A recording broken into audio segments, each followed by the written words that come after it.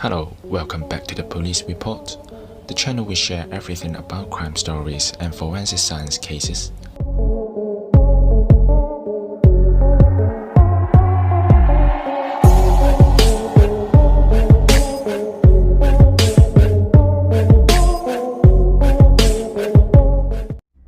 Today, we are going to study a case about a wealthy businessman killed by an unknown intruder. Investigators find a wide-ranging conspiracy behind this.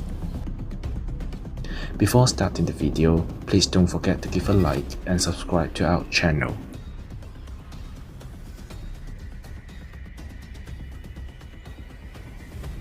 St. Cloud is a city in the U.S. state of Minnesota and the largest population center in the state's central region. In this city, a 17-year-old Jason McLennan returned home from a night out with a friend. He took a shower downstairs. Before he went to bed, he went up to the kitchen to get something to eat. In the foyer, near the front door, he saw his father lying on the floor, bleeding. When paramedics arrived, they found Jason's father, 53 years old Ken McLennan, dead at the base of the stairs. He had been shot to death. It looked like Ken came down the stairs and encountered an intruder, as he's dressed in only a bathrobe. There were wounds to the temple, to the forehead, to the throat, the chest area, and the right hand, and one in the back. The attack was so fast and unexpected, Ken McLennan had little time to react. He tried to grab the end of the gun. He actually reached up, and the gun actually had contact with his hand. The shot went through his hand. There were at least 7 shots were fired, and every single one hit Ken McLennan. After shooting Ken to death, the killer picked up the shell casings, all except one. There was one spent .22 shell casing left on the floor near the body. The motive appeared to be robbery. Homicide investigators discovered that Ken's wallet, along with some cash and identification cards, and also some foreign currency, and Ken's watch were missing from his residence. Ken McLennan was a widower. As a vice president in charge of international sales of a crafts company, he often traveled and had just returned from an overseas trip. He made a good living. His value was over $1 million in terms of life insurance and actual asset. His family was of some wealth, and so investigators explored that as a motive for his murder. Who might gain the most profits from his death? Police found some important evidence outside in the threshold. Some shoes impressions from the backyard leading straight to the front. Police were convinced that these prints belonged to the killer. At Ken McLennan's autopsy, the medical examiner recovered 7 .22 caliber bullets from his body. Those bullets were telling there were 4 different kinds of ammunition, raising the possibility that there was more than one shooter, or the killer wanted to make it look like there was more than one shooter. Typically, burglars don't want to confront the homeowner or any other persons inside. They want to get in and get out immediately. It is uncharacteristic for someone to shoot someone that many times. Since the victim's 17-year-old son, Jason, found his father's body, investigators had no choice but to consider him a suspect. Police seized the clothing that Jason was wearing when they first made contact with him. That clothing had no apparent blood on it. They also conducted a gunshot residue test on Jason early that morning, and those results come back negative.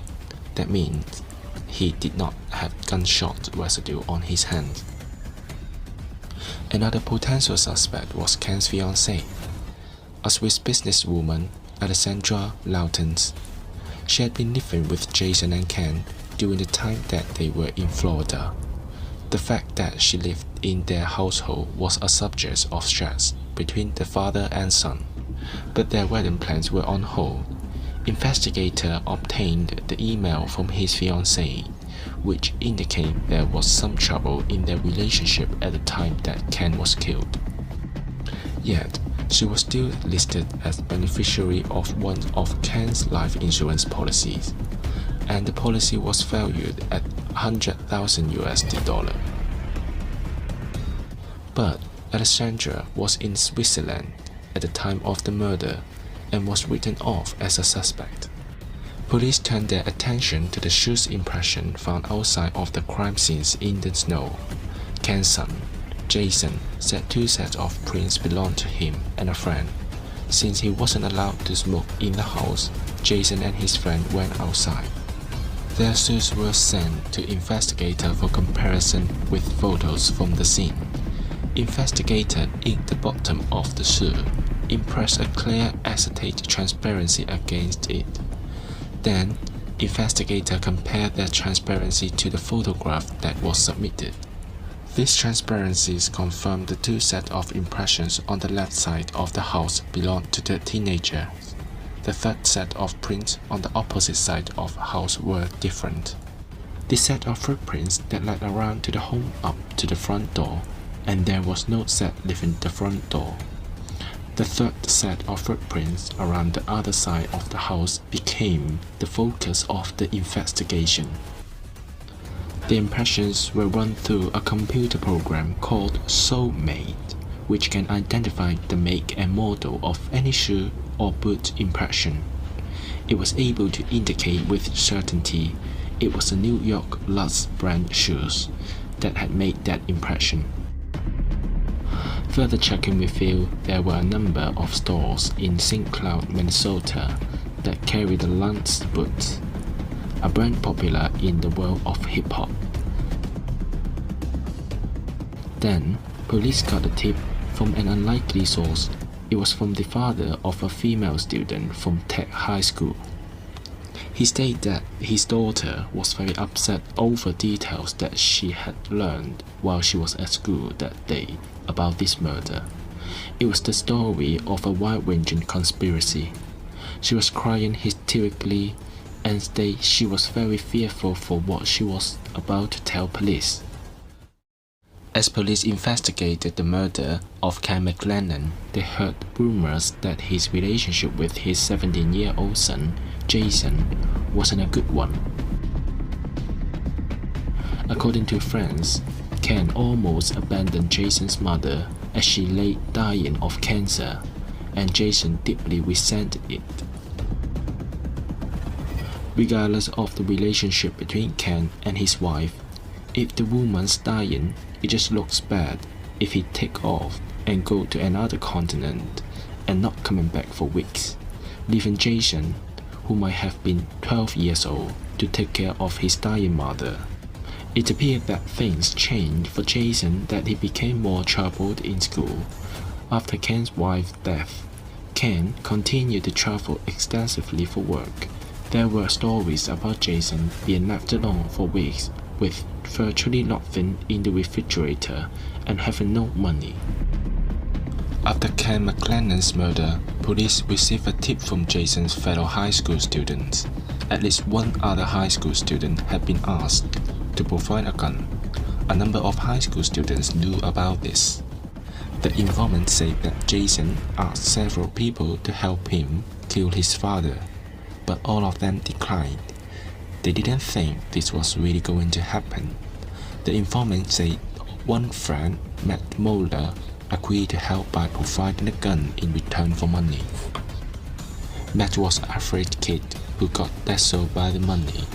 When Jason told him he could be part of his life, he could have a fancy house and car, Matt's life is going to be different if he would help Jason with killing Jason's father. Police found a .22 caliber rifle in Matt's bedroom, which they confiscated and sent to ballistics. There, examiner test fired Matt's rifle into a 600-gallon water tank. The The examiner stood in one end and the bullets hit the water and they slowed down and they dropped to the bottom, and then examiner vacuumed those bullets up with the hose. The examiner took the test fire bullet and compared it to the bullets recovered from Ken McLennan's body. The length and grooves didn't match up. A closer examination showed why.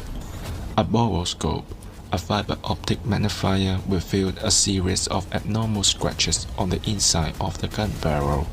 The scratches appeared to be fresh, and by fresh, someone had scratched inside of the barrel for the purpose of preventing a ballistic examination.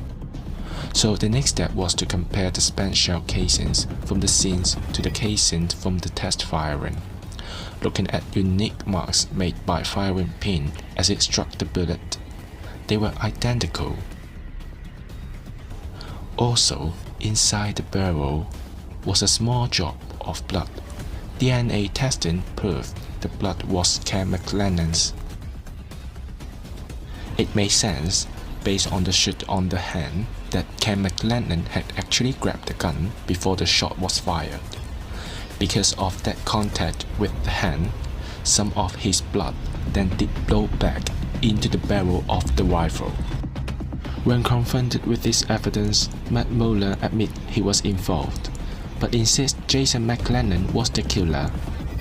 He tried talking me into going and killing me because they knew he'd be the top suspect, but I couldn't do it, so I told him I was going to have nothing to do with it. And then he's just like, okay, fine. He took the gun from me and he said, just go wait out the car. Matt said he heard the shots. Jason came back to the car and returned the gun, and then he went home. How about the gun? Did you do anything to the gun to try to alter it? You stuck an Allen wrench? Well, because he told me that pretty much what I wanted to say to my guys. I had to do something to the barrel. And Matt knows something that hadn't been made public, which is 4 different types of .22 caliber bullets had been used. One of the things Matt and Jason actually discussed was using different kinds of ammunition, so that if gunshot residue was found as a part of the investigation, it would be tough to track it back to his particular gun. Matt claimed Jason gave him $1,000 for use of the gun.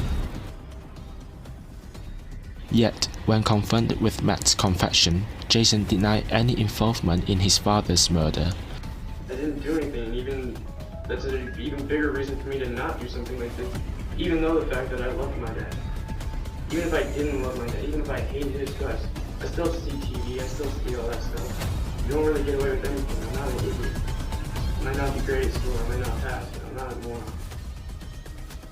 Jason stuck to his story that after he got out of the shower, he found his father dead in the foyer.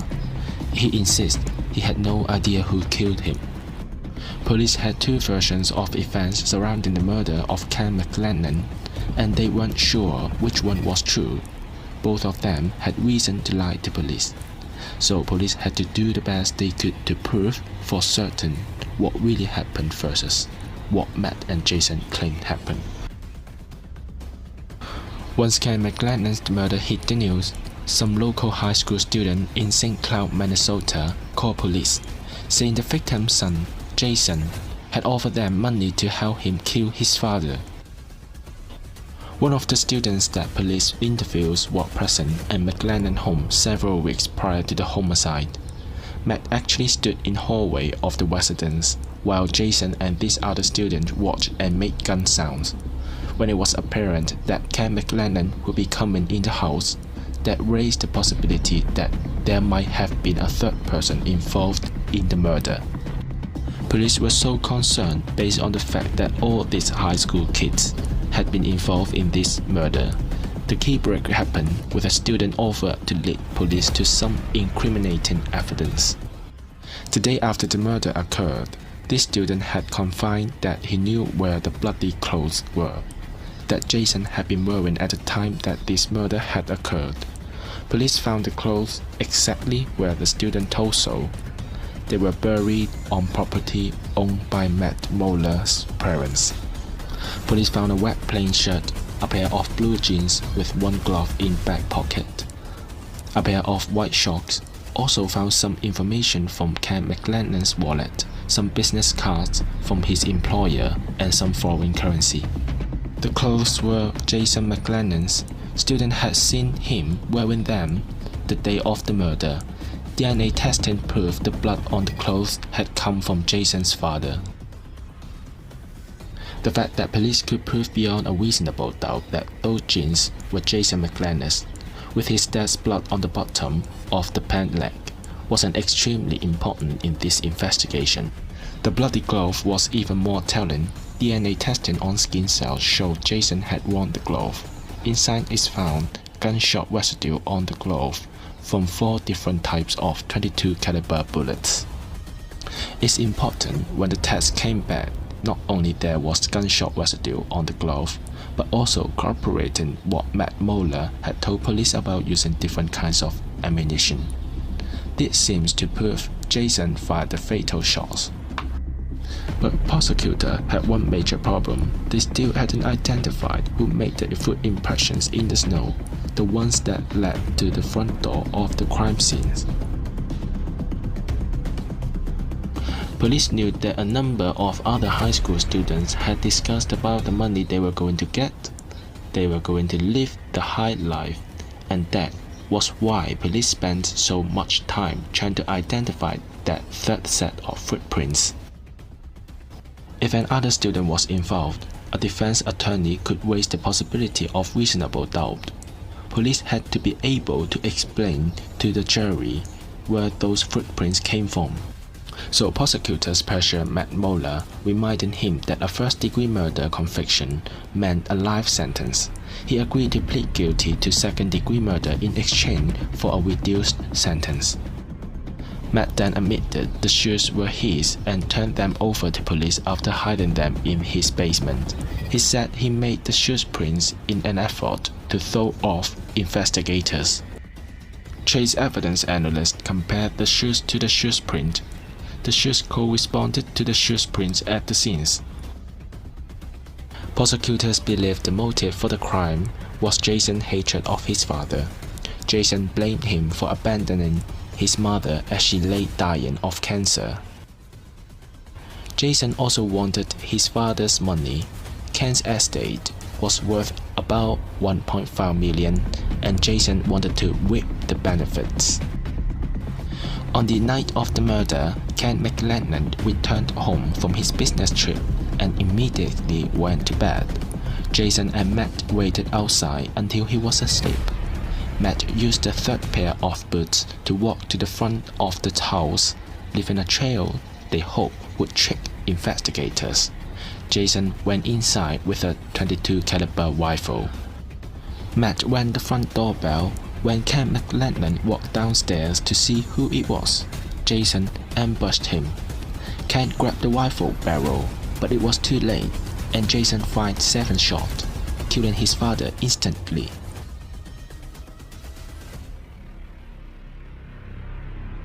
Jason and Matt ransacked the house to make it look like a robbery. They collected the spent shell casings, but unknowingly left one behind. Then Jason changed the new clothes, and Matt disposed of Jason's blood-spattered clothes and tried to damage the inside of the rifle barrel to render it useless as evidence. But Ken McLennan's blood inside the barrel and the shell casing from the scene were more than enough evidence for the trial. Jason McLennan pleaded not guilty and claimed he killed his father in self-defense, but jury didn't buy it. Jason was convicted of first-degree murder and sentenced to life in prison. Matt Moeller pleaded guilty to second-degree murder and was sentenced to 30 years.